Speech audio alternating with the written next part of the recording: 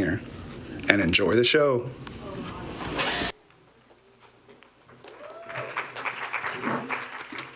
What's going on, y'all? How's everybody doing? I was told a while back that I had a good face for radio, but I don't know that I have a good voice for radio either. But I do want to just say hello. Welcome to our town hall. My name is Neil Volz. I'm the executive director at Alliance for the Arts. Thanks, Mom. And I'm here with our board member, Pamela Beckman. Maybe you introduce yourself, Pamela? I am Pamela Beckman, and I've been around the art scene for, gosh, almost 40 years, so you probably know everything about me, so that's good enough. And we just want to set expectations a little bit. We're going to have, as you can see, your agendas are on your chair. So if you haven't seen it yet, that kind of gives you the basics of what you can expect for the next 90 minutes. We're going to have a presentation from FGCU. If you all haven't seen it, there was a study that was done and released just a few weeks ago that's very informative. So we're going to lay the groundwork there. And then we're going to get into a panel discussion. And we're also going to try and have a little bit of fun, Pam. Of course we are. You know, since we're an arts organization, we figured we were going to do a little song and dance or something, but we settled on one bad dad joke. So, Neil, how many surrealists does it take to change a light bulb? I know this one. A fish on a bicycle. Perfect. There you go. Pity laughs. I love pity laughs. Well, there's so many challenges facing our world today, and my stump speech has always been that there is no problem that has ever not been solved by creativity. So that is why we're here today. And collectively, we're all on the same team, whether you're a patron or an arts leader or an artist or one of the kids that goes to one of these camps. Obviously, you're here because you recognize the value of that.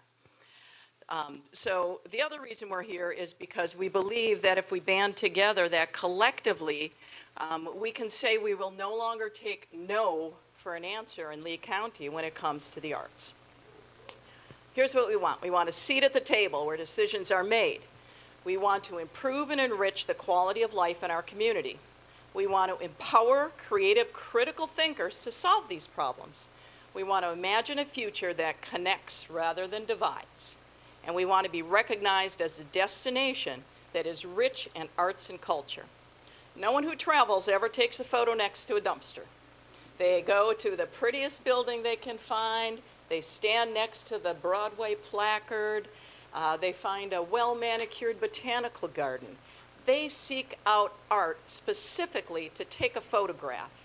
So when it comes to tourism, the more enriched we can make our community, the more we can even drive the tourist base here. So even if people don't realize they go do this and articulate it, it happens inherently. So that's what we're going to do today, Neil. I'm fired up. Give it up for Pam, will you? Awesome.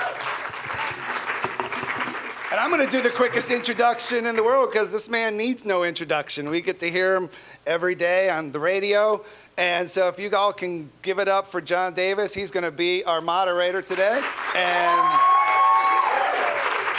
I'm going to give you the mic. Do your thing, man. Thank you, everybody, for coming out today. And thank you so much, Neil, for inviting me and giving me this opportunity. In addition to the morning news, I also get to host a show on WGCU called Gulf Coast Life Arts Edition. And many folks in this room have been guests on that show in the past, and I'm sure will be in the future. We're looking forward to a robust discussion, but before we get into it, I want to invite you all to join me in welcoming Melanie Schmies to the stage.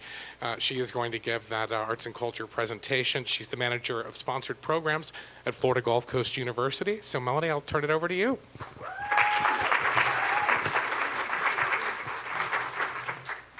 Hi, good afternoon, everyone. I think this is the first and only time I'll be on like an official stage like this. This is exciting. Thank you for having me here. Again, I'm Melanie Schmies. I'm with Florida Gulf Coast University and our Regional Economic Research Institute. And I'm here today to just set the stage of what does the state of arts look like in Southwest Florida. And throughout this presentation, as was mentioned earlier, we do have a full report. I'll just be mentioning some highlights of that report today, but we would love for you to look at the full report, reach out if you have questions and want to discuss that further with us, and really help us build that report in the future, because this is a sector we've been looking at last year and now continuing to expand on this research. Part of this research was also spurred from our Bauer School of Music and the Arts wanting to expand programming, wanting to expand their footprint on the FGCU campus. And so really having the data to back why we need this programming locally, the demand locally for this type of fine arts programming. So hopefully you learn some good things. It's going to be data heavy, but this will be the boring part for you all. So starting with just high-level demographics in Southwest Florida, as no surprise with traffic and all of that, we're seeing an increase in population growth.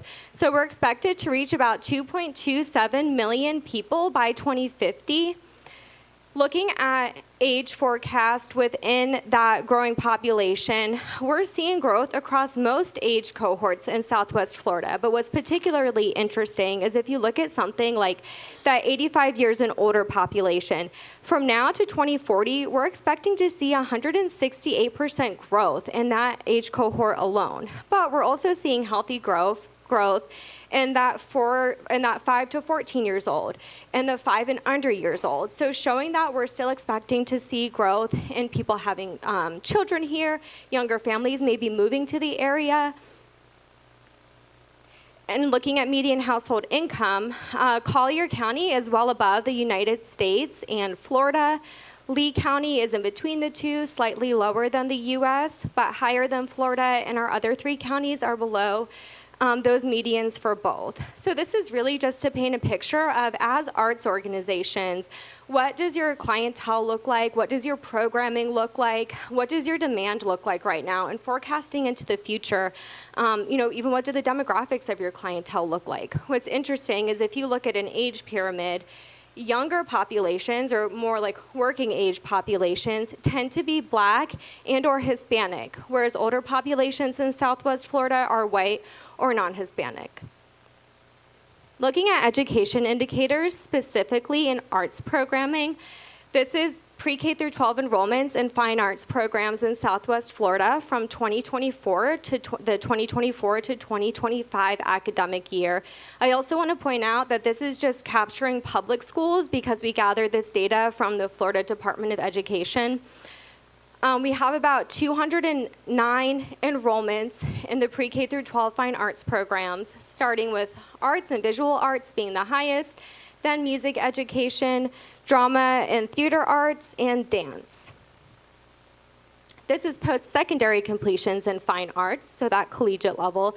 In 2003, and I know data lags, it stinks, but some of this data is the most accurate and updated that we have from official sources, so it's going to lag a little bit.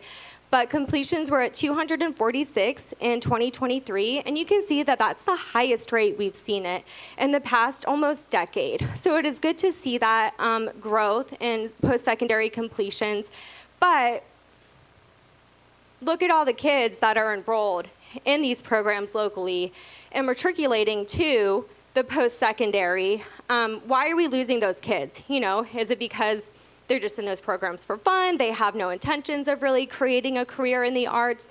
Those are questions that I think we can, collectively work together with our school districts as arts organizations to see how we can increase enrollments.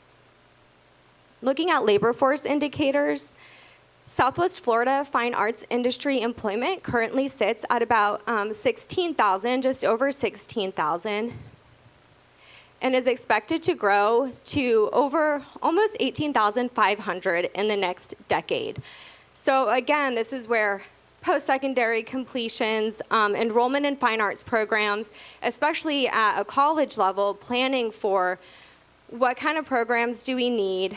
Is the demand or output in students going to meet this demand locally in Southwest Florida, or are we going to have to import this talent elsewhere? And if that's what we're going to need to do, or if it's a mix of both of those things, we need to start making plans for that. Earnings in the arts sector tend to be, and earnings includes not only salaries and wages, but also supplemental like insurance programs, things like that, tend to be a bit lower than all other industries in Southwest Florida. I know it is hard to compare the arts to also manufacturing, to white collar, professional service type jobs. but the turnover rate is also slightly higher in the arts than other industries. So as organizations, asking ourselves, what might be the drivers of this? Is it because of lower wages, perceived lower wages? Are our employees going to different industries locally? Are they going to larger metros within the same arts industry? How can we really think about retaining this talent locally? This is a lot of data, and my boss at the Institute, he's like, focus on the shift share analysis and explain all of this, and I'm like, I'll talk about it, but it could be a whole economics lesson. So basically, this is just showing what is accounting for growth in this industry here in Southwest Florida. Now I know what artists mean when they're like, the lights are so bright, I can't see anyone on the stage. Okay. So this is those are North American industry classification codes. So I keep mentioning the fine arts sector. That just breaks down what those sub-industries are within that sector and what is accounting for growth. So that national growth, it's the same all across the board. That's the rate at which our economy is growing nationally. The industry mix is going to be how is that industry itself growing within the economy. The competition effect is what typically researchers, economic development, et cetera, city planners, managers are interested in, because that is how is that growth looking, how is that growth affected by our local region. So starting at the bottom, you see something like independent artists, writers, and performers have negative growth under that negative growth within the competition effect, but they have positive growth as an industry across the U.S.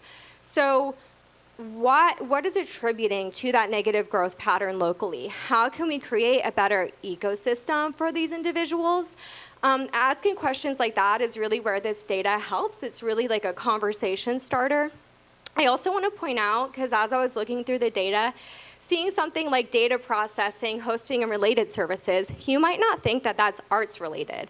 But there are all these tangential industries that touch the arts, especially with the inception of, say, artificial intelligence, really just technology in general. If you think of digital media design, motion picture production, incorporating things like data, artificial intelligence related activities into this sector, we're really starting to see that have more prominence. And you can see that that's growing a lot across the nation. Location quotient, similarly, this looks at how specialized we are within a certain industry in Southwest Florida by looking at jobs. So you can also see this as what industries might we be exporters of, even if it is not, goods-related industries. We can still use that language when we think of services to some degree. So radio and television broadcasting, for example, sporting, hobby, and musical instrument retailers, performing arts companies, we're actually specialized in those industries compared to the average area in the US. Whereas things like data processing, media streaming, motion picture design, we are not as specialized in those areas. So are those areas that we want to grow locally? Are those areas that you as an arts organization in this room are maybe looking to grow? And again, like that data processing, okay, we're not as specialized, but it's a top growing industry within this arts sector. So maybe that's something we want to look at to complement the ecosystem we already have with the arts here. Finally, looking at community indicators, looking at nonprofit arts establishments in 2023, we had about 273 nonprofit arts organizations, and I know we have a lot of nonprofits, generally speaking, here in Southwest Florida. You can also see there that location quotient, which ones we're more specialized in compared to other areas, versus which ones we might want to become more specialized in. This is looking at both public and private establishments. So from 2016 or 2015 to now, this data is from 2023, we have 2,171 arts organizations, at least as of that time. You can see the growth pattern there, where we're staying pretty steady, and especially to see that growth after COVID, to see that number really shoot up, I think that's a great sign for the arts community here in Southwest Florida. Now, and not to bring this into the conversation, but we did do research like this last year, looking at the effect that things like the cuts at the state level for arts funding, all of those grants have on these numbers. We also have some research regarding that, just basic industry impact of the arts. If you're interested, that's on our website. But because this data is a little bit lagging, we do want to follow this and see what effects that has on all of these metrics. Finally, this is a busy slide, but it's interesting if you want to take a look at this report further. It's comparing the concentration of arts establishments to household incomes in Southwest Florida. So basically, those white areas are areas where income is low and arts establishments are low. Dark green are areas where incomes are high and there are numerous arts organizations. Light blue is where household income is low, below the median, but arts establishments are above the median. And light green is where median household income was about or just above the regional median, but the number of establishments is below the median amount. So this is, I think, a good planning tool if you're possibly looking at expanding, looking at areas where we need to offer more arts to the community, maybe to have certain people really understand and enjoy the arts because it is for all of us to consume.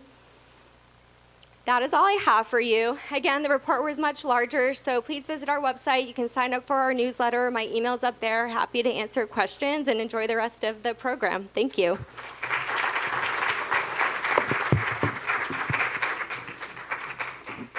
Let's give it up for Melanie. Thank you. I'm just here to talk about the shift share analysis a little bit with you. No, I'm just kidding. As it says on our agenda, I don't know if y'all know what it's like to run an arts organization. We're having a commercial break. So as we get ready for our panel discussion, I did want to just kind of fill you in a little bit on what we've got going on around here in upcoming weeks. We've got a great Broadway review, Encore, Decade of Showstoppers.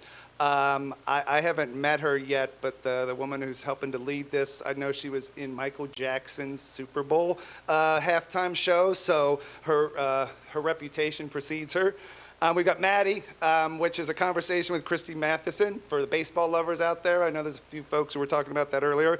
And if you're looking for a little party at the end of August, we've got a 70s karaoke and dance party on August 30th from 8 to 11 p.m., Studio 75. And then I think we've got something that we're going to share about what one big project that we've got going on. I think, Michael, is that right?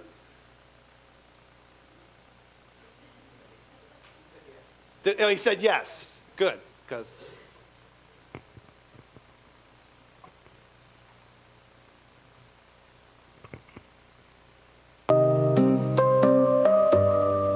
This October, the Alliance for the Arts is proud to introduce a thrilling new artistic initiative, 13 Nights of Stage Fright, a multi-night immersive haunted attraction that marks our first foray into full-scale seasonal entertainment.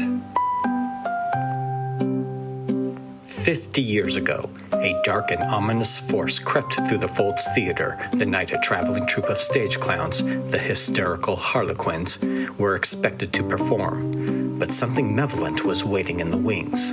As the curtain rose, a madness stirred in the shadows and consumed the performers, transforming them into bloodthirsty maniacs who turned on their audience in a frenzy of carnage. Now, on the golden anniversary of that dreadful night, the theater has reopened and invites you back into its folds. Step inside Curtain Call Carnage and bear witness to the mayhem. It's time to introduce you to a few of our residents. Meet Daisy May, who was full of sparkles until the madness consumed her and turned Daisy May into Daisy Chain, the electrocuting clown. If that doesn't impress your imagination, set your eyes on this evilness. Jelly Belly, once presumed to be the Jolly Clown, is now a mindless oaf who wants to bam anyone's head. And let's not forget about our beloved Miss Passion, the Clown of Love. Romance, compassion, enchantment, attraction, desire, amour. Wait, who is that?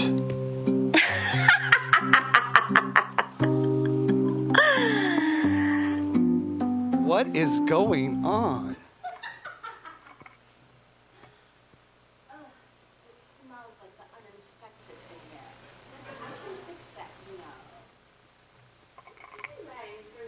Are you Miss Ricketts? Well, Mistress Ricketts, you're calling a ruckus.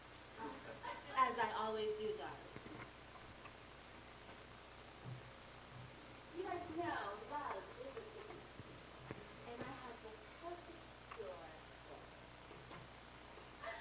Will you be joining us for this meeting for our afternoon? So, I'm a little early, but I really enjoy it. You're way early. It's not even October yet. I'd rather be early than dead late. Well, we want to thank you, Miss Ruckus. And please, feel free to join the rest of the crowd. I definitely will. But can I take an arm or a leg with me? I take that as a no. We'll see you in October. Let's give it up for Miss Ricketts. And I'm going to turn this back over to you, John.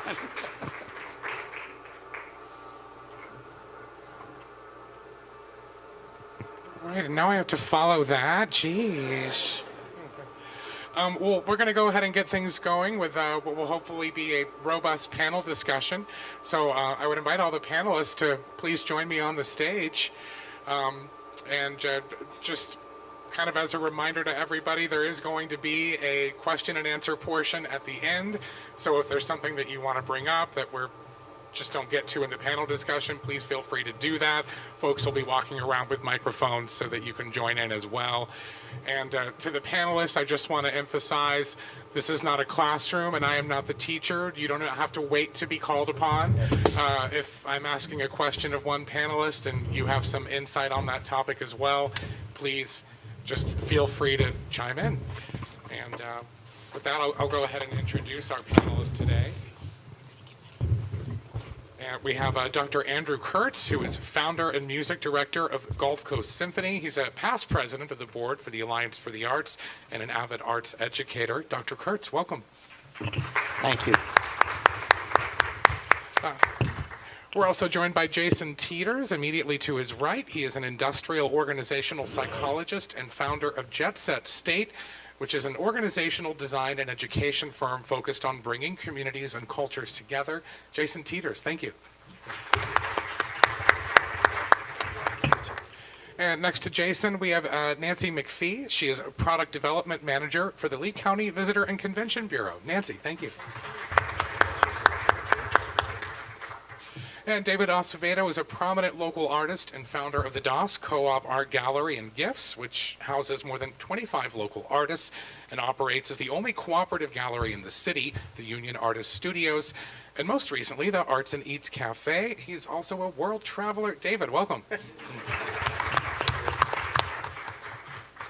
And Dr. Jason Thomashefsky serves as Fine and Performing Arts Coordinator for Lee County School District. His official title is a bit more of a mouthful, Assistant Director of Arts, Athletics, and Activities Administration. It would probably be easier to describe other things that the district does that he is not included in than the things that he is. Jason, thank you. And with that, we're going to begin. And Dr. Kurtz, my first few questions are for you. Gulf Coast Symphony, it's no secret, is kind of the last man standing after the recent losses of both the Southwest Florida Symphony and the Punta Gorda Symphony. I'm just curious about how you're keeping Gulf Coast Symphony not just surviving, but thriving. Well, I think a lot has to do with our focus on growth, but also when the world shut down during COVID, one of the things we did was really sit down and talk about what our mission truly was and what our role in the community was, and then reinvest in what we felt was our strengths and our core mission, which is creating community through music. That's actually our goal. Performances aren't our goal. it led us to opening our Music and Arts Community Center in the middle of COVID, which helped account for 68 live performances between October 2020 and May 2021, which probably is a record, just about little insane, but we're now up to about 200 performances a year. But that's not 200 performances of the symphony. We started the Southwest Florida Theater Company. We started the Gulf Coast Jazz Collective. We started presenting chamber music, independent singer-songwriters, more and more. And that was because our focus was who is the people in the community and how can we better serve our community and the people who are here. How can we create a space where everybody feels welcome and safe and included so that they see themselves on the stage? That's the true mission of the Music and Arts Community Center, which actually has its own mission statement, a space for education, but a place where all members of the community feel that they're at home. So it's not just about, great masterworks, classical masterworks. So our success and our growth, and it's been a huge growth. My budget's almost double from where it was before COVID hit us, was by reinvesting and focusing on that core creating community through music. And that will be what drives us to the next decade and our next growth. That doesn't mean that there aren't huge challenges from funding and financial and support in a community maybe that doesn't, specifically Lee County, maybe that isn't investing as much from the private sector and even public sector in the arts in general. I'm the only person really up here representing a performing arts group, and I will also speak for all of us that what's holding us back is space, the money to support our organization and our staff, and enough of that money so that we can compete nationally with the best talent when it comes to the people who need to raise the money, do the marketing, and all the things administratively that are important for a business. Because some of the key things that made it easier for me to grow 15 years ago, it's great weather, the cost of living is 50% of what it was, you're going to have all this time and go to the beach. Well, guess what? It costs just as much to live here as it really does in most major cities. And the rate of pay here doesn't match anymore. So if I want the best development person, I'm competing with other organizations who are willing to pay $150,000 a year. You can't just advertise 75. They'll laugh at you. If you want the best talent in the country. So that's one of the things. And then there are many other things. But I don't know if that answered your core question. But the key, though, to success has been our diversification. We can lose money on a classical concert because we'll make money somewhere else. And at the end of the year, like last year, we sold $1.3 million in tickets, and it basically cost me about $1.3 million to put that on the stage. That doesn't pay for my rent, it doesn't pay for insurance, doesn't pay for my staff, and all the $100,000 a month other expenses, but I can afford the art. Now the question is, how do I afford the company? Do you think we need to be, as practical as we are aspirational? Like you had talked about, you're not going to sell out a large venue with a Masterworks concert the way you would with a Pops concert, so you just don't put those shows on and in those venues. It's not about eliminating them, but just meeting people where they are as far as your audience. That's part of it. I actually think we probably could, with more money, sell those shows out. I see what's happening in other communities, and in many ways I feel like Southwest Florida, or at least Lee County, is like Miami 25 years ago in terms of where they were with the state of the arts. And we're right at this breaking point that I really feel if there is the investment, and the investment needs to come from our political leaders and the government. The investment needs to come from philanthropic leaders in facilities. We don't have very many actual theaters here. We have a lot of theater companies, and we're doing things in creative spaces. I'm in a church. I see Bob out there. He's in a storefront. I mean, even Broadway Palm used to be a Publix, but we don't have a true performing arts center like most other areas, and theaters that were built to be theaters. We have one Broadway Roadhouse that now is filled with their Broadway series, rock and roll shows, and comedians. It's not a place for the community in the sense that it's not a place for the community organizations to really use and perform in. Even I fight for my dates. It's been that way for years and getting worse. So that's where the investment needs to come. When I read an article recently about they were naming the different coasts, and they called Sarasota coastline the Cultural Coast. That pissed me off. And you know what we were? The Seashell Coast. Oh, great.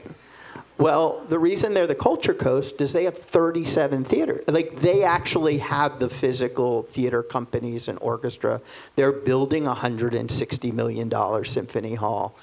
And politically, they're no different than Lee County. I mean, that's the heart of the Republican state party. So it's not a political thing at all, but it is a political will thing. And in Sarasota, a half of the bed tax goes to the arts groups. That makes a difference because that's $500,000 to those larger organizations that they can count on year in, year out to help support just their general operations, because there's nothing attached to it. Now, people say, oh, you should write more grants. I hear that from board members all the time. Well, many of you know, grants are great, except for grants are for generally a specific project, not for administrative overhead costs.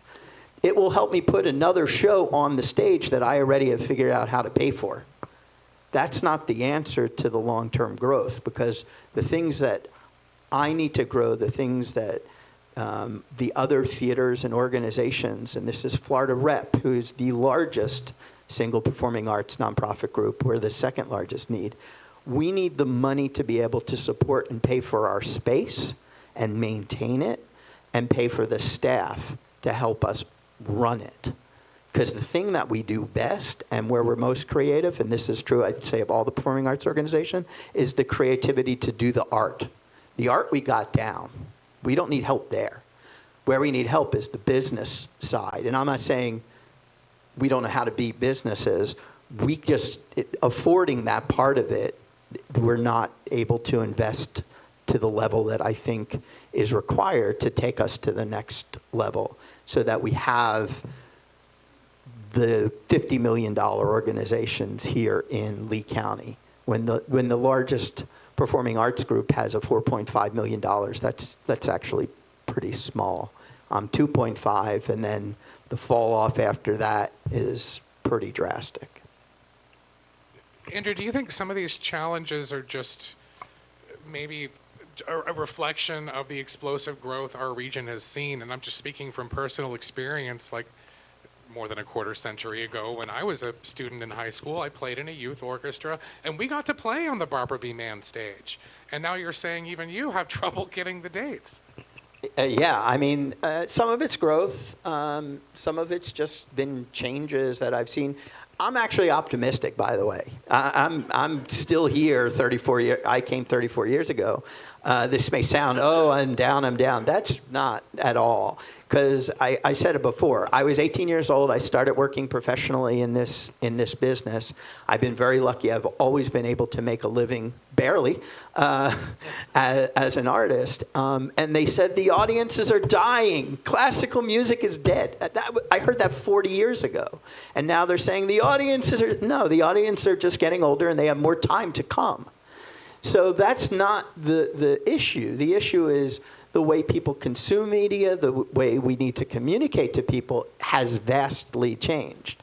I was on a show on WGCU, the TV show, and they had sent me that UK study that said more children from 15 to 35 actually interact and listen to classical music than older people, 55 to 85 in London. And what they were saying is they're consuming it on their tablets and through TikTok. And I see it. I have a 10-year-old. I see it with my son. All the games that he's playing, the soundtracks are classical music, and he's singing along. Now, he's an art kid, but still, the point is they're actually interacting with these classically oriented things. They're very creative. The question is, how do we get them to understand, oh, come experience that live? There's something special that we get when we're collective as a community. And what worries me is when I was a kid, I got together to play with my friends. We actually got together in the same room and played. My son still interacts with his friends, but he's on the phone talking to them as they're playing their games together on the computer. So we do need to maybe think about that a little bit. And it does come from, we're starting a new youth orchestra. The other youth orchestra was shut down last year. I think that's very important in this community. I've been working to try and develop better relationships with the school district, with actually FGCU. Because we do need to train our kids and make those experiences happen. And it's not to make them musicians. Actually, in all of the education programs that we currently run, the goal actually isn't to create the next great musician. The goal is to make them better human beings. Because that's, I think, what happens when you're experienced and part of the arts, because it makes you better able to communicate, it makes you better able to problem solve, it increases your thinking skills and your other, social skills, because much of art is a collaborative thing. I mean, that's the reality. When we're making art, there are the individual, painters, and I think that's why I was in Europe recently, in museums. That's why I think a lot of artists, sorry, David, go a little kooky, because they're alone in a room. Whereas if you're an orchestral musician, you can't, okay, good. If you're an orchestral musician, unless you're surrounded by another 100 people working together collaboratively, you can't make Beethoven or Mahler come alive. And so that's where I think, and the same with theater, you need all of those people. And so you become a better collaborator by participating in this. And that's why I think the arts are so important in the schools. And when arts get cut in the schools, why I get so upset. Because I don't care about the next Heifetz. They're going to show up. They magically do all the time. The next Mozart, whatever it is. They show up. They find themselves. I'm worried about just the human beings that we need just to survive. And, the people who, I was having an argument recently, and they were talking about, the education, and we don't want to pay more money. Well, the people that don't get a good education here in the Lee County schools, which are not as good as some of the other areas, they're the people that are, servicing your car. So when they put the wrong oil and destroy your engine because they can't read, that does affect you, even though you've already had your kids and lived in another community growing up. So, just sometimes we need to remind our retirees that there's a direct correlation with their lifestyle here in Southwest Florida if they don't support the schools, because they're all the people they're depending on for their services. I've covered way too much here. Well, I think you've created a nice segue to bring Dr. Thomashefsky into the conversation. When we had our little Zoom call yesterday, you had talked about a lot of the things that Dr. Kurtz had just talked about in terms of not just educating kids to become professional artists, but to become patrons, to become appreciators. And that's actually, since I've only taught music in this county. I graduated college at 21, I moved down here, and I've taught music in this county alone since then. And one of the things that I always had a dream of when I first started was like, all my kids are gonna be music majors one day. And then I started teaching. And then you realize that's not as great as that is to see that. And some of my students are in their low 20s now. And they are And you start to realize that is great, but the best part is creating that next generation of patrons. And then when I took over this program from Dr. Santini in 2020, that was the push for the last 5 years. It's been that. It's creating more opportunities for kids to create and creating more opportunities for kids to grow. And that next generation of patrons truly is the mission for our district. Like I said, it's great to see our all-state numbers go up, but most of those all-state kids aren't going to be, classically trained musicians or stand on the stage ever. But I want them to be your organization's people. The butts in the seats is so important. We talk about that all the time in the education world. Butts in seats that's a thriving culture. And I can proudly say that Lee County is one of the only counties in Florida that has not cut an arts teacher job in the last 5 years. We have grown, we've added positions, we've tripled our numbers. The FGCU survey, those dance numbers, that's just us. We're the only county in Southwest Florida that has thriving dance programs. Collier County doesn't have dance teachers. Hendry County, Charlotte, orchestra is not even offered in Charlotte County. And we've tripled our orchestra numbers in the last couple of years. And we have still a ways to go with a lot of things. Scheduling, teacher retention, building capacity with our teachers. We are, speaking of FGCU, I'm proud to say a quarter of my music staff comes from FGCU. 1 out of 4 music teachers in this county are FGCU grads. It's something that I like and I prefer. Why? It's young teachers who are invested to stay in the community and grow it.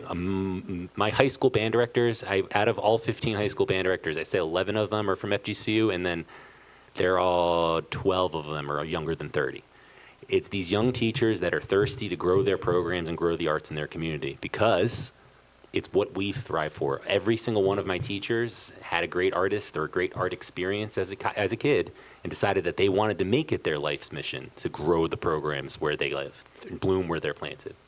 Dr. Thomashefsky, what do you think accounts for this, I guess, culture of commitment to arts education in Lee County? Like you had mentioned, you're even hiring for new positions in the arts education. Oakanic Middle School, need an art teacher. The trend is that... Shameless plug. We know the trend overall is that, arts education funding is going away. Why is Lee County seeming to buck that trend, do you think? I tell my teachers to get out into community as much as humanly possible. And I say this to my bosses, I say this to anybody I meet. I try to be as entwined with the community and culture as possible, so that when it comes time for budget cuts, and trust me, we're going through that now. You can read the news in the education world. We're losing money just like everybody else is. But we're so intertwined with the cultures of our schools that they can't, and the community itself, that they can't possibly think of cutting us. All 15 of our high schools do the Edison festivals. We do Wicked Walk downtown. The River District gives us our own day where we have 10,000 patrons come downtown. They don't see that even in their biggest arts events, because parents will come to see their students perform. So we make sure that we are everywhere. We do Chalk Block with Art Fest. We do stuff with the Alliance. We do our LAEA shows here. We try to incorporate our students into every possible arts group in the county so that we have that intertwined culture with them. We want to be just as much a part of the community as the professionals. What do you think these kind of collaborations between arts organizations and between the schools do, not just for the students, but for the arts organizations themselves? Then, like we keep mentioning it, the next generation of patrons, they show that these students that are eventually going to grow, that there's more opportunity for them. It also brings in their parents who may not know this organization exists. Since we've been doing Wicked Walk, the number of weddings and bookings for Sydney Byrne has gone up because we keep going there. Like they do more proms because of that. Jim, before he left, mentioned that to me, that he said, yeah, more people call us about bookings because of that, possibly, Jason Teeters, I'd love to bring you into the conversation here, and maybe we just need to take a step back first. Tell us exactly what an industrial organizational psychologist does. Yeah, so really been looking at organizational theory. So if we think about the way organizations have been designed since the Industrial Revolution, it has really been based on a system of separation, right? Marketing department, sales department, all these individuals are not talking to each other. And that's fine in a stable environment. But as we start to think about the current environment we're in, where things are shifting, a tweak and change a whole entire organization or industry, lack of communication, lack of connection, lack of creativity, lack of responsiveness is really putting a lot of these organizations in harm. And it's not just from the education sector, from the political sector, right, from the industry sector, from the music sector, the art sector. All of these organizations have been designed on this idea of a stable environment. And so when things are unstable, we're using a lot of outdated success methods to try to design the future, right? And so as we think about organizational design or industrial organizational psychology, is like, how do individuals in a social environment in an organization work together and create the conditions to not only move through change, but actually flourish through that? Again, referring to that little Zoom call we had yesterday, you would really emphasize the importance of community building and talking about barriers to community building. So I'm curious about how you take, the approach from your academic background and maybe apply that not just to an organization, like a group of people who all work in the same place, but to an entire community. Yeah, I think in this conversation specifically, right, when you say community, there's a lot of assumptions there, right? There's a lot of things that we believe are in place, but oftentimes the communication isn't there to actually know if that's true, right? And I think it's really interesting. Alliance for the Arts is celebrating 50 years of doing this work, and my parents just celebrated 50 years of their anniversary, right? And my conversation was like, what did you learn in 50 years? And it was, there's no winners in this, right? This isn't about competition. This isn't about ego. This is about every day, how do we create the capacity, the creativity, the community, the connection to be able to get through the next day. And I think when we think about what we're talking about here with arts is how are we really defining community? Who has access to it? Who's able to attend it? Who's able to prosper in it? And how do we create the space that allow for people to come together? I think Mr. Kurtz said it beautifully as he talked about, like, he had to change, he had to shift. He had to find new ways. That requires communication, that requires focusing on individuals that are really important to his work. All right? Jason just talked about it as well, talking about how we bring new teachers into this aspect and what are they trying to build. They have a vision for a community that creates capacity for other individuals to explore the thing that they love most. And so when we think about the arts, when we think about everybody that's gathered in this room, how do we start to step away from our ego and start to really recognize that arts isn't anything without all of us, right? It takes all of these things. Even the young lady that came up here to share the research, somewhere in the back of their mind or individuals like that believe that's not artistic. I know for a lot of us up here, we can do that, right? And so how do we start to invite other individuals into the space to understand that their natural talent, their creativity, the ways that they do their work is truly artistic and needs to be contributed to bringing people into this space and to help grow it. So when a community does become more receptive to, as you said, letting go of the ego, making the shifts, the changes, how do you create conditions, connections, opportunities that allow for people to step in and participate? Yeah, I think one of the biggest things that I've always operated from is that any individual who's looking to transform or create a community has to understand that it starts with them engaging in the transforming of their own identity in themselves, right? We're seeing large shifts in the way that we do work, and so if our inability to change and shift to what's happening in the world today, it most likely will stop us finding opportunities to engage with each other. And so as we start to think about community, it's about creating the capacity for people to show up. It's about creating the connection. I think we heard a while ago, right, is if something big is happening in this community, how many individuals are going to share to other artistic outlets and say, hey, this may be perfect for you. So much of our historical context around art, around nonprofits, is this competition, right? Here's a $20,000 grant. All of you compete for it. And like Mr. Kurtz said, that only pays for the actual work. It's not paying for the people that actually have to put it on. And so if we start to imagine what does it look like for me not to create a new project, but for me to collaborate with somebody that's already doing that project, that already does it well, and advancing, right, the connection about the work that we're doing, elevating others, then we start to create an environment where people are actually interested to come visit. Family and I were just in Marrakesh, Morocco last week, and this young lady was talking to me about Moroccan tea. And I was just, if you know me, I was all caught up in it, like the history and how did they start it, and like this connection, how they bring people together. And she looked at me and she said, you know, look behind you, there's the Atlas Mountains. You have bigger mountains in the States. We don't even have tea in Africa and in Morocco. Like, that comes in. People come here because of the story.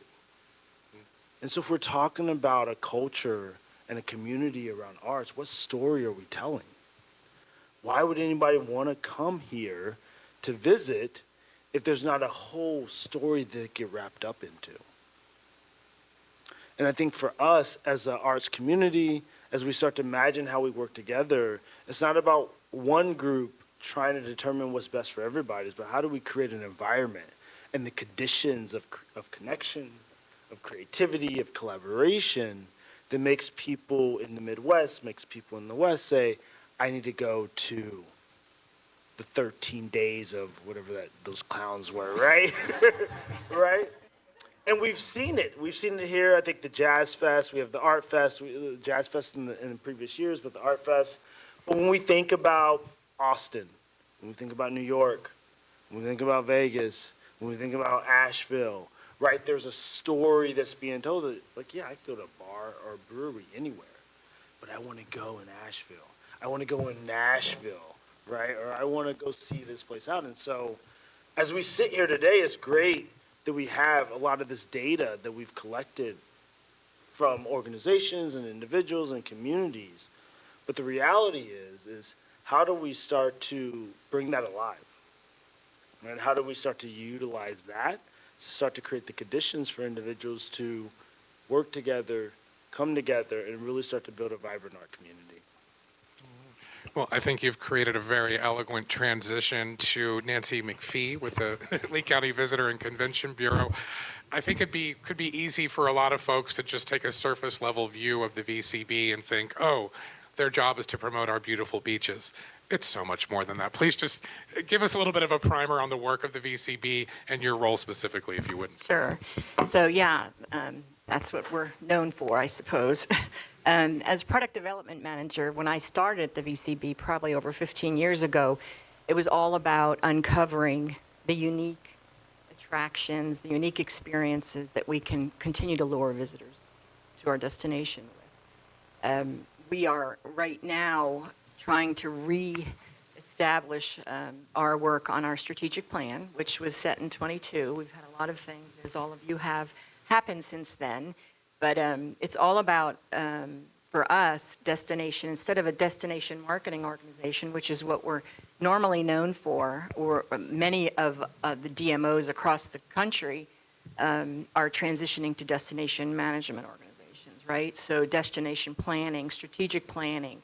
And I wrote a quote down from the company that we're working with, and we hope to launch this plan in every community in Lee County. If you've been around, you know we rebranded in 22, right before the storm, and we're now known as Fort Myers Islands Beaches and Neighborhoods. And what we're trying to do now with that brand is to uncover all of the uniqueness in the many communities, 10 I believe, that we're focused on in Lee County. And destination planning isn't about attracting more people in our mind. It's about creating better alignment among the people who bring the destination to life. Many of you do that. And it was, we're really committed to this. We want to invest energy into each community so that they can tell their story.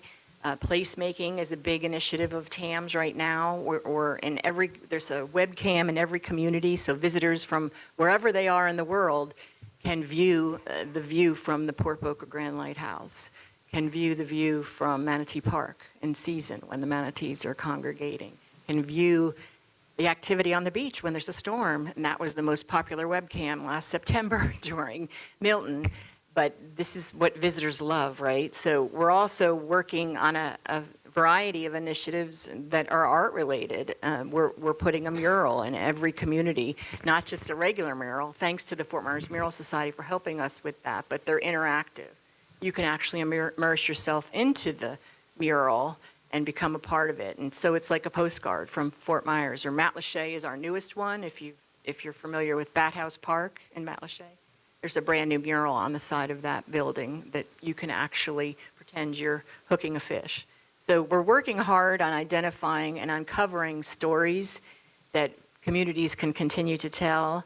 We know that they love the beaches, and they may come here for that. They may come here because we're a natural destination. We have great natural assets. It's a place to come and unplug. But we also know that they love what you do. You enhance their stay. I've tried to encourage many of you to create unique immersive experiences that can be ongoing and available for us to sell to groups that come into the destination for meetings or conferences, because I think groups is a good revenue generator for many of you. So we are going back at that, the experiential lab. We've invited some of you to join us with that. David was one of our first ambassadors when we did the ambassador program 2 or 3 years ago now, and he represented the arts. We took him, put him in commercials in our target markets, and he spoke to the importance of the arts in Lee County. And again, I think collaboration is the key, right? So you can have performances at your venue, but there needs to be a place for people to go and enjoy dinner or a drink before the show or after the show. So a lot of what we're doing is try to create these collaborations among arts groups or historic attractions where they can, have a well-rounded experience to offer our visitors. This is what we're hearing. This is what we know works in other destinations. We know that 3.1 million visitors came to Lee County in 2024, and that's post all these storms. That's a good sign. And tourist tax revenue, which is how we're funded, which has been threatened of late, just in case you didn't know, we're good right now, but there was a time when we thought we may not be here much longer. It's back where it was, and that's because some of our coastal properties are reopening. And coastal properties, of course, charge a higher rate. We have many new inland hotels as well, which sometimes dilutes the situation, but they're important to our business travelers and our meeting travelers. But we know that there's 42,000 jobs generated by tourism, and many of them work with you. But we still are only at 84% with rooms open to the destination. That doesn't include vacation rentals, which there are many of them. So we're grateful for them. But we want to continue working. I want to just say thank you to the Alliance for having this. I know that there has been many attempts over the years by many of you, Lydia, Sharon, Andrew, to have the arts groups meet and collaborate and brainstorm. The VCB wants to help support you. And if you're not familiar with what we do, there's a flyer out on the table. You need to be talking to our PR team, because they can send journalists to you. You need to be talking to our sales team. They can bring meetings that can come and do CSO experiences or come and visit your theater. And I'm probably getting off track, but No, you're fine. did I answer your question? But placemaking and strategic planning is a big part of our move forward for the next few years, so we'll be inviting you. The VCB's hosting 3 listening tours in August, if you're unfamiliar with that, August 5th and 6th, 3 different locations in Lee County. We want to hear from hotels and attractions on challenges facing you. So I would encourage you to go to leevcb.com to sign up. There's very limited space at those 3 locations. I believe we're doing it in Estero, the Collaboratory, and a property out near the Sanibel Causeway. But we're open to conversation and any way we can assist. All right, excellent. David Acevedo, we'll bring you on. First, just tell us a little bit about the art triad, because what you're doing here is kind of bringing a lot of firsts to our area between the DAAS Co-op Gallery and, go ahead, I'm sorry. I'll take Nancy's. There we go. Don't worry, I have the short answers, I promise. I'm kidding, guys. Anyway, so, well, the art triad is basically a microcosmos of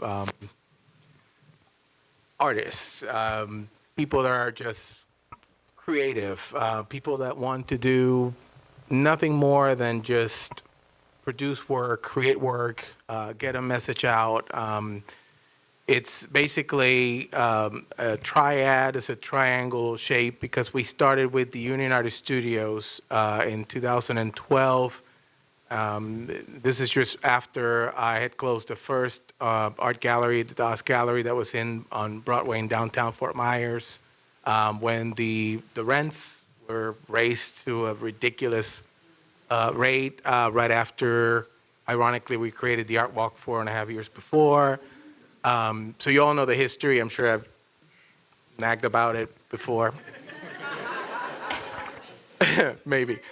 Yeah, well, it is what it is. I don't want to get sidetracked for the answer to the question, but essentially artists, and this is seen everywhere, artists move into an area that is not so nice and then they turn it into something interesting and it becomes a destination, or people want to see us create, produce, what we do. And then all of a sudden, it's the landlords or the people that have the power for us to whether, allow us to be there or not. Then they decide that, there's maybe a bar there would pay a lot more rent, or maybe, I don't know, some other business that is more profitable.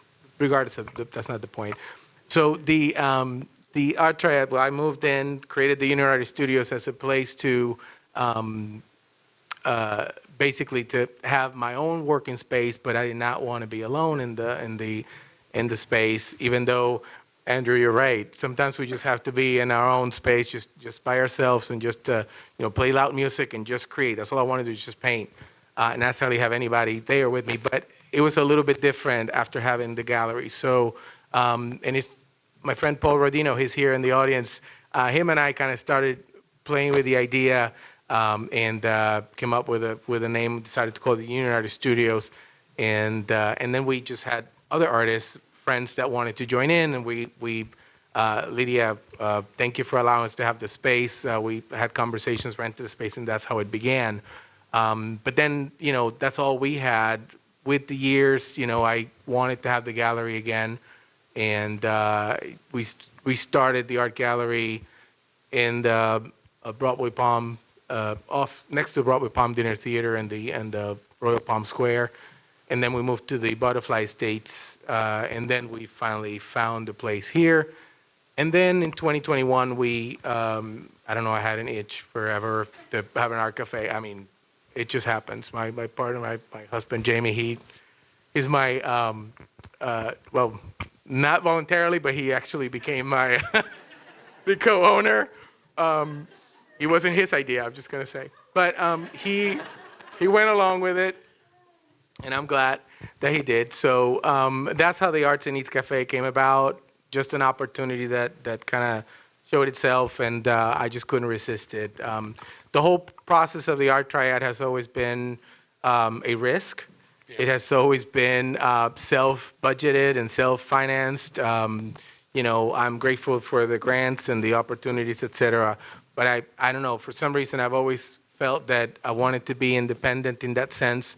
And the whole aspect of collaboration has been like the one that has allowed us to be there and continue to be there, because I've been very fortunate to all of a sudden, I haven't even sought out the artists, not even the ones that are there or the ones that keep wanting to be a part of it, and then my waiting list of artists that want artist spaces and studio spaces.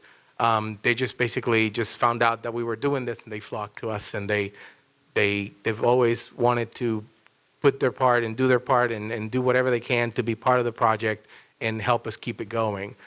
It is a collaborative effort because we don't have much of a choice. I mean, I wish we could just, have enough clientele to say that, we sell this amount of art every day and so on, and we don't need. But at this point, the artists have to put in their part. This has to be a membership. So everybody chips in, basically. It's the nature of the beast. But that's essentially what it is. It's the Art Triad is just those three businesses that are now together in the Edwards building. For those of you who do not know, which is next door, right here in the campus of the Alliance for the Arts.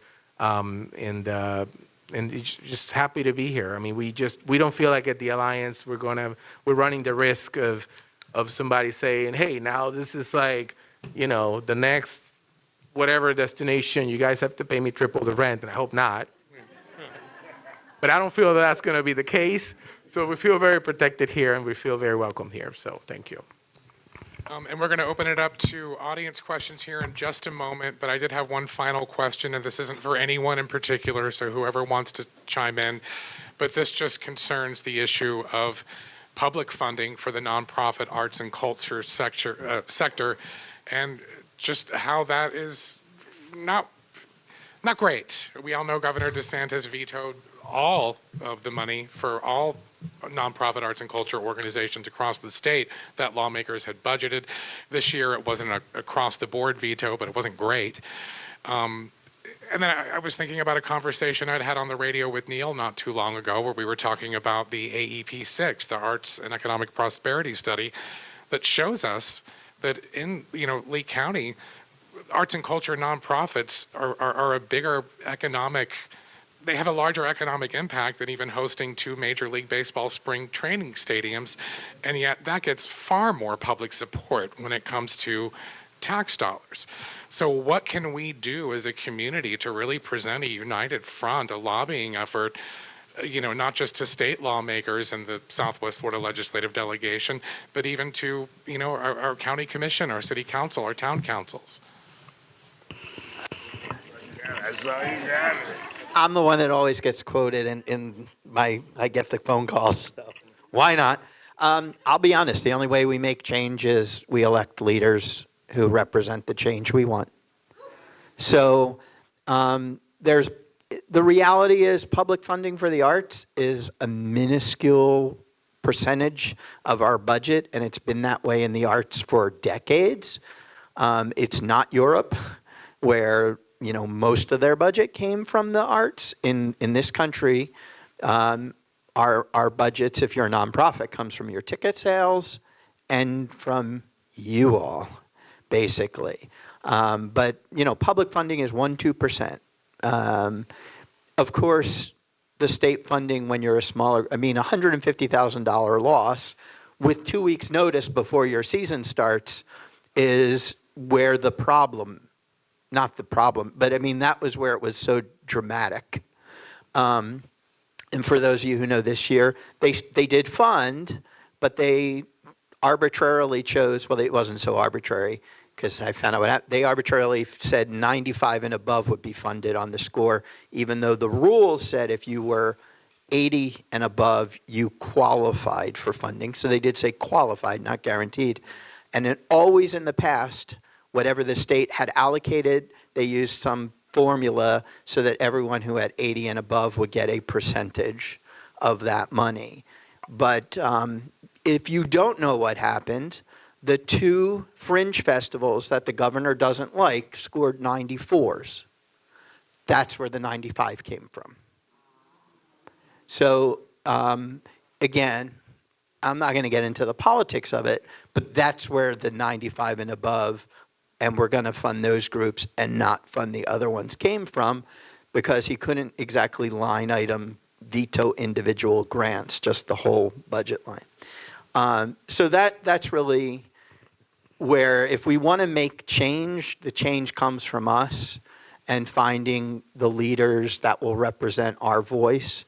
Because actually, I find the city managers and the people who are very economically minded extremely knowledgeable and understanding of the role that the arts can play in the community to drive economic development.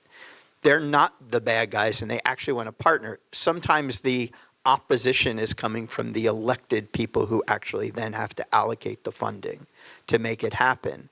But the people who've made their living as in economic development and are the city managers, et cetera, they understand that a thriving arts community brings in restaurants and businesses and actually will drive more money to the community. So we have our allies, and we have our elected allies even now, but we need to make it where the people who are voting for them say, hey, this is really kind of important.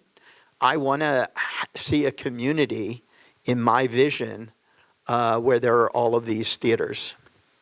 I want to have a place where, this is the community we want to live in, and a walking downtown with art galleries and great restaurants. And so that's, the quick answer, I think, to that question.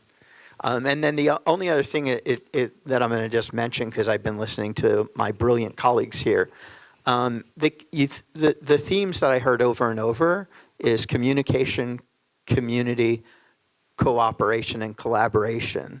And that really is the key, because my growth as an organization has come from those very essential beliefs. It's through the collaborations that we've undertaken and the partnerships. It's through the proper communication of what we were doing. And it's through the vision that our role is being a great member of the community. It's never been about me personally or about the orchestra. It's been about how do we serve you. Yeah, one of the things that I think is really important to that question you just asked is we're in a battle,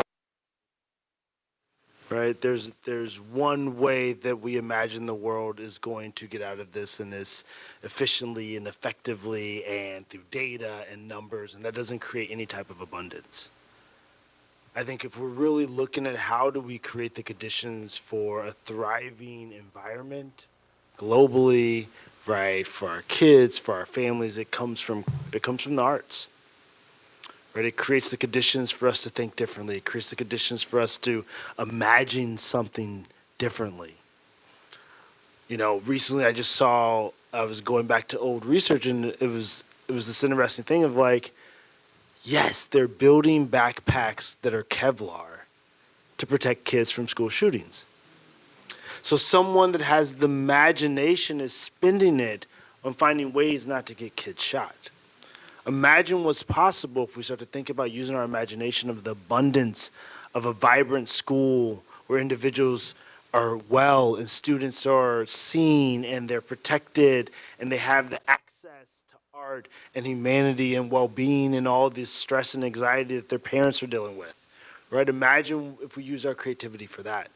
And so we're in a battle of imagination. I think every artist on this stage right now, every individual that's working in the art, like you are the next CEOs of the future of this world. And for the longest time, we've sort of seen ourselves as the creative aspect or the kooky or we're just a little outside the box. Well, right now we need outside the box.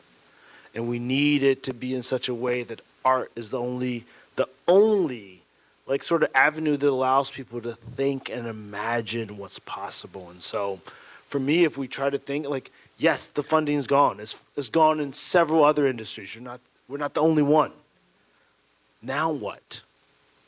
Right? Now what? What does art look like 10 years from now, 20 years from now? And we have to start to imagine what it's going to look like and start creating the conditions for that to allow the next generation of students to fall in love with it, to be fascinated by it, right? I've read an article when I was like in high school that like if you listen to classical music, it made you smarter. And so, I listened to it all through high school and college, and then I played it for my daughter when she was in my wife's belly. And then now when my son goes to sleep, I throw it on Alexa. I don't know if that's true or not, right? But there's something that happens every time I hear classical music. And that's all that matters. So to be in a space and places and to see that I'm not different and that my uniqueness is honored and that there's other individuals like me is all that we want. And so who else better to run a community like that than the arts community of so many unique individuals? Well said. Well, I'm going to go ahead and open it up to Neil. Man, I'm feeling Kurtz Teeters 28 or something. I don't know. But before we get to questions, thank you for letting me kind of jump in here because I know the team's there. Thank you, Melissa. I'll grab you a mic. We're just trying to set some expectations for the Q&A. One is, please keep in mind, this is just the first step. We're really trying to build a network and really touch on what y'all, man, you guys were awesome. Can we give it up for these guys? We want to create a network that communicates and collaborates, right? And one that's built on partnership. So the vision, at least right now, is that we're really yearning for information. We're yearning for priorities. And so outside the door, there will be a way to collect what your personal priorities are. We would encourage you to take 5 seconds, fill it out, put it in the box, give us a little bit, because what we're trying to do is create kind of community within the community, create a little bit of structure. There's a lot of ways to do this, obviously. We're trying to build this around relationships and people who really know what's going on. And we've got folks in our community who can help guide us. But the idea is we need to create this relational structure so that we can have two-way communication, nonstop communication that can allow us to advocate and learn and grow together. So as we go into questions, no, we don't have all the time in the world. Melissa's going to have the microphone. Just raise your hand. She'll come to you. She's going to hold the microphone. And so you can ask the question and then go ahead and fire away. Thank you. Thanks for the microphone. I don't need it. I think I can project. I really think this is fabulous. I think the last comment you made is probably the answer to my question. But I think that you're all referencing the advocacy that we have to do for the arts. And I know that there's a lot of push that we're going to be making as individual artists, as collectives in our arts organizations. There is something, though, I was hoping, and I think I'll just write it on the list, and I'm sure others will do this too, is that we each, we do the networking, as Andrew has said. We've been creative about how to survive, and by doing that, we've asked one another, each of our organizations, I think we've shared our resources in that respect, whether it's talent, whether it's, you know, ways to get out of a pickle or something. But the one thing I think that's what was mentioned is we've got these rents to pay. We have these things that are that exist, but in an artist's world, it's more difficult to get past that barrier. And I was hoping that since most of the businesses are dealing with selling advertising, collecting sponsorships, you know, similar, we're doing the same things in each of our organizations. If we were able to collectively do some of those things, that way, while I'm attempting to build a bigger boat for our theater, which, you know, has the, limits of the space that we're in and the limits of the funding and the money that we have to pay for our staff, rather than having them work, the artists and the staff, by the way, our staff are our artists. They act on stage and they sell advertising. So they're doing it all. But I'm hoping that there's a way of having a collective of some of the business items. Not to say, and I think we all don't want to be competitive. That's not in our makeup. We want to collaborate. But there is competition. It's inevitable when you're going out for the same dollars from the same people. And so I'm just thinking if there was a network, and just start small, like a playbill, so that we get the advertisers, and then collectively all the organizations can be using those ads in their playbill. This is just a for instance. And I also would love to do more of the destination, getting the hotels and the restaurants, but it is like pulling teeth to try and have my message be understood in a hotel or in a restaurant. We can do something for you, and you can do something for me. And so I really appreciate the BCB for that respect, helping us out. There was no real question, but just a thought of how you could, where we could work collectively in doing some of the things that we all have to do that we don't want to have to do as artists.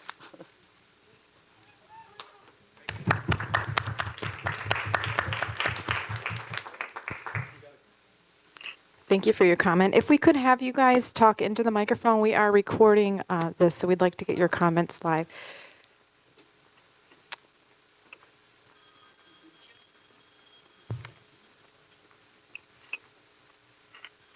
Hello. Thank you so much. I was principal violist of the Punta Gorda Symphony in the Southwest Florida Symphony. So I saw it all happen. I am presently principal violist of the Florida Philharmonic, which started out as a musicians cooperative. And in fact, a group of us musicians had gotten together to start a new orchestra in place of the Punta Gorda Symphony. And a pianist and I, on Valentine's Day of 2024, we gave a special concert to the community, and in 1 hour we raised $14,000. So people in that community had a vision for artistic excellence. They knew what an economic engine the arts are in the community, and they wanted to resurrect that. Now, presently, our artistic director of the Florida Philharmonic is talking to other communities on the other coast, one of which is Port St. Lucie. And the city planners have said, we have everything here but culture. And if you have that sort of receptive mindset, that is the bedrock right there for inviting culture, because we need to get out of the thought of the arts are something separate from the rest of the community. The arts should be interwoven into the fabric of the community so that we are never separate from the community. So that you go to the grocery store, you see your music teacher, they're just like everyone else in the community. They are contributing to the community. And if we can always maintain that receptiveness of the arts, I think that's going to be a healthier way for us to always thrive. Because any community, art should not ever be a separate entity from everyone else's everyday life. They should always be part of it. The ancient Greeks, music was part of your general education, bar none. So we need to always keep that receptiveness. The arts are part of our fabric of our community. So thank you so much. Thank you. That was a really great comment. We have Sharon. Hi, I have a question, two questions. They're not necessarily looking for an answer, but more putting in people's heads. And if somebody sitting up there would like to answer, that'd be great. But one of them is, how do we as arts organizations get ourselves in the mindset of abundance instead of scarcity? Because that's where we are, is in the scarcity. And how do we actually do away with the competition feeling? Because until we start to actually collaborate and stop that message in our heads of competition, we're not going to get there.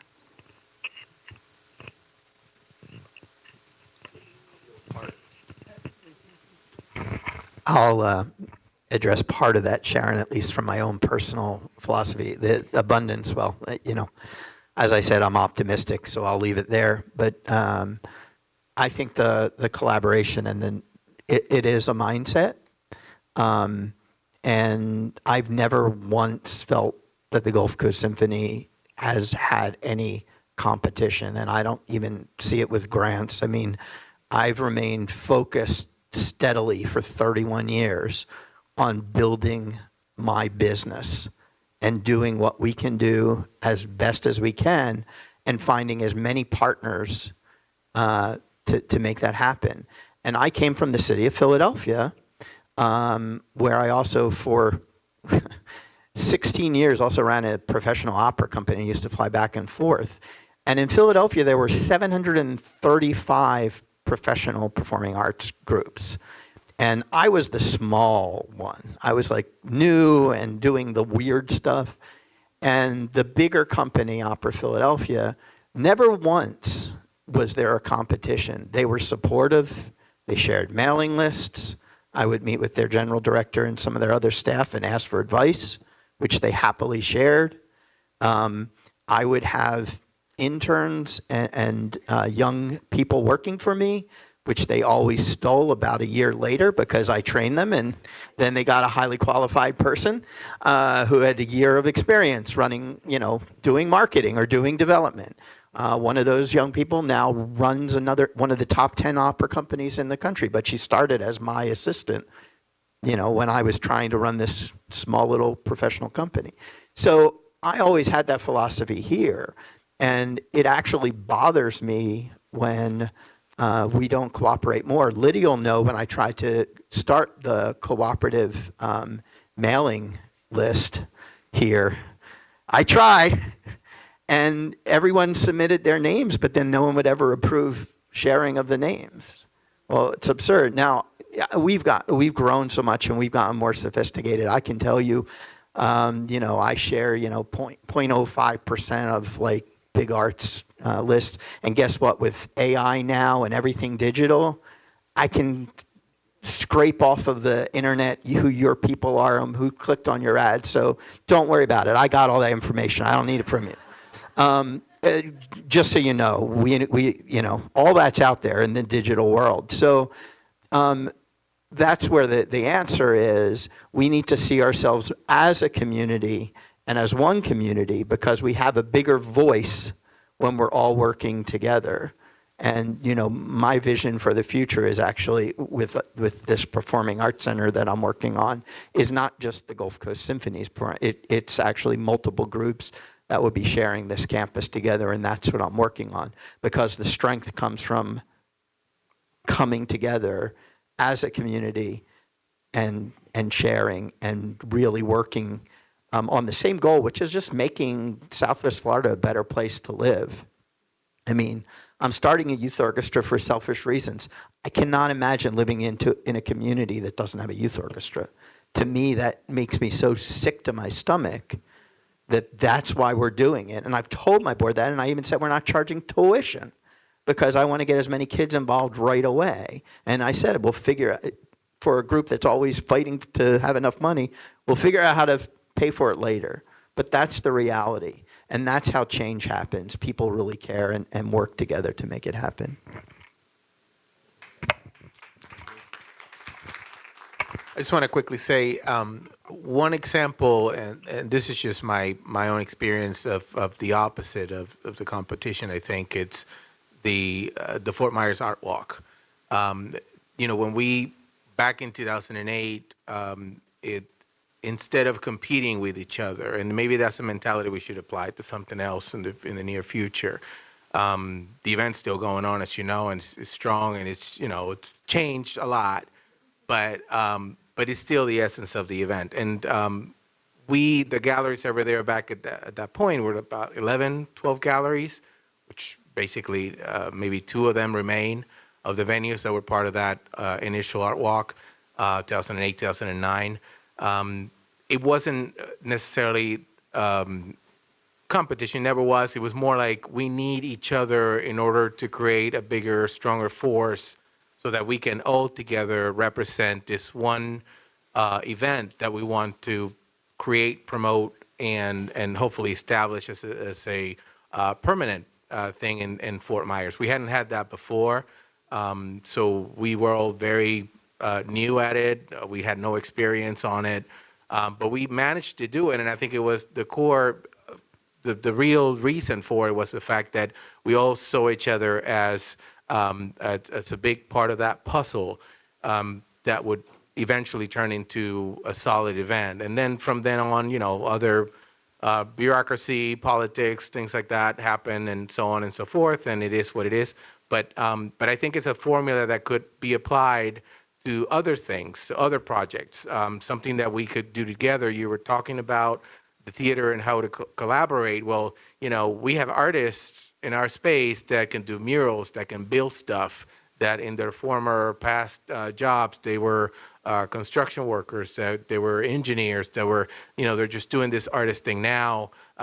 We could technically, trade sponsorship, ads for building your boat for your scenario, for your stage.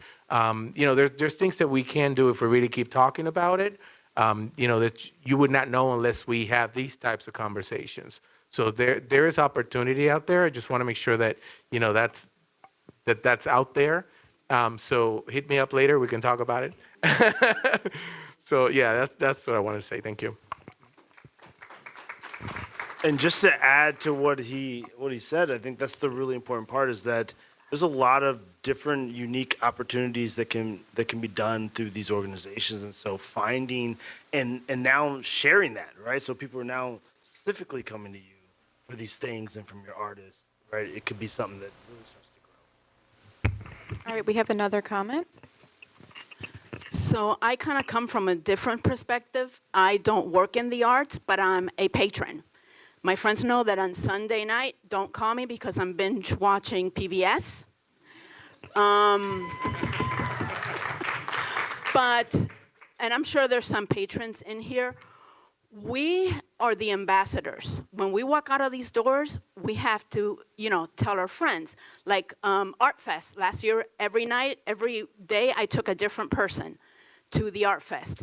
The Symphony, my seat has my name on it. I can speak to the Symphony. I tell my friends, you know what? They're going to have the music of David Bowie. And they're like, wait a minute. This is like people that have violins and stuff like that. And they're playing David Bowie music, or they're playing Star Wars. So we have to be the ambassadors.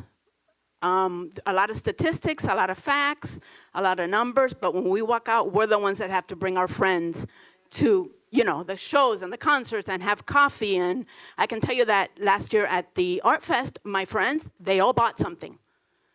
So they supported. So we are the voice of all these artists and all the music and so forth. But don't bother me on Sunday because I'm on PBS. That's a great comment. Bring your friends to everything.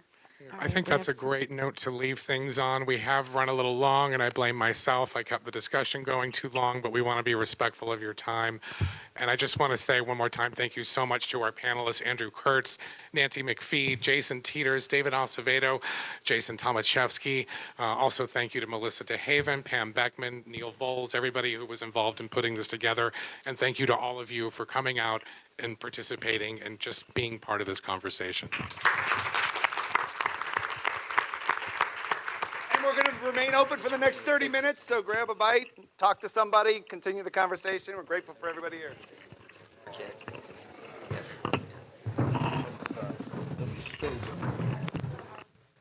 Before I move, I'm going to find my drink. I know I put it on my name. Thank you. That was awesome. Yes.